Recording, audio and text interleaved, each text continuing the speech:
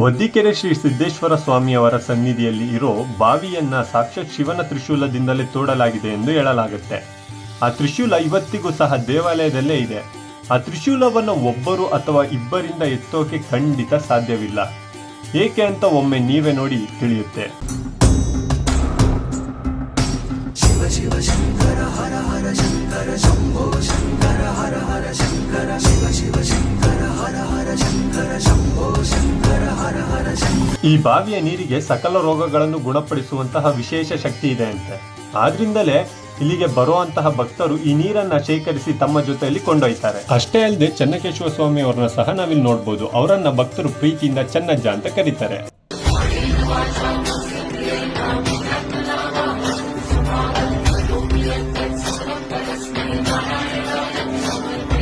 ಮತ್ತಷ್ಟು ಮಾಹಿತಿನ ಮುಂದಿನ ವಿಡಿಯೋದಲ್ಲಿ ತಿಳಿಸ್ಕೊಡ್ತೀನಿ. ನನ್ನ ಈ ಚಾನೆಲ್ನ ಸಬ್ಸ್ಕ್ರೈಬ್ ಮಾಡಿ.